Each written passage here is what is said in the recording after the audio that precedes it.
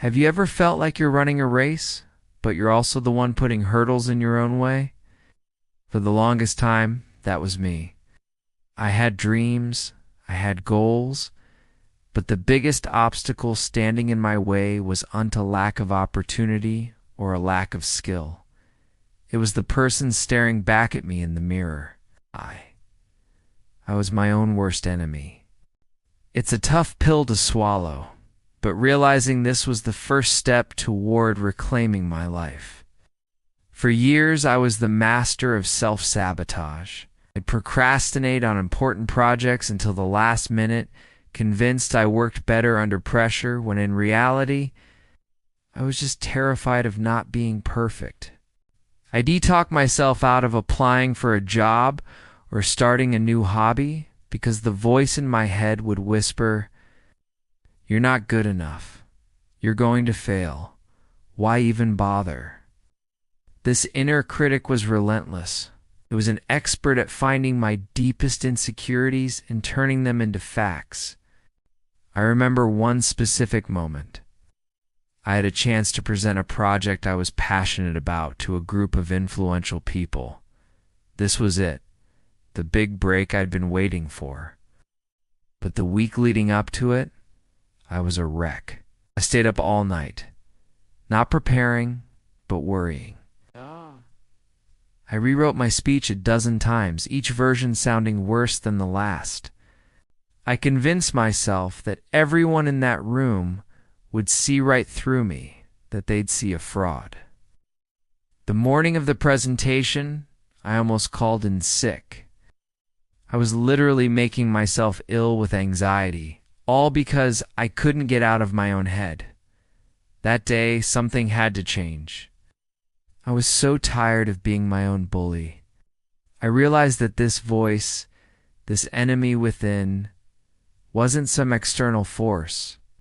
It was a pattern of thinking I had built over years, brick by painful brick. And if I built it, I could also tear it down.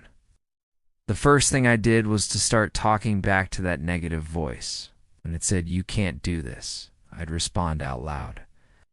"Watch me." It felt silly at first, but it was like exercising a muscle. The more I did it, the stronger my new positive voice became. I also started celebrating the small wins. Finished a task without procrastinating. "That's a win." Spoke up in a meeting, even though I was nervous. Huge win. Instead of focusing on a far-off perfect destination, I started appreciating the journey and every single step forward. I began to understand that progress, not perfection, is the goal. Mistakes weren't failures, they were lessons. They were proof that I was trying, that I was in the arena fighting, not just sitting on the sidelines criticizing. Breaking up with my inner enemy wasn't an overnight process. It took time, patience, and a lot of self-compassion. It meant learning to forgive myself for past mistakes and trusting myself to handle future challenges. The truth is, the world can be tough enough. We don't need to add to that pressure by being our own harshest critic. Your biggest ally, your most dedicated cheerleader, and your most powerful advocate should be you. If any of this resonates with you, know that you're not alone, and you have the power to change your inner dialogue. Start today. Start small.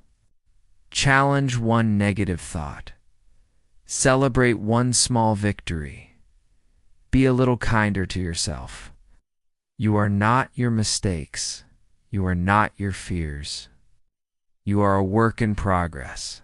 You are capable of incredible things once you decide to be your own best friend instead of your own worst enemy. Thank you so much for watching.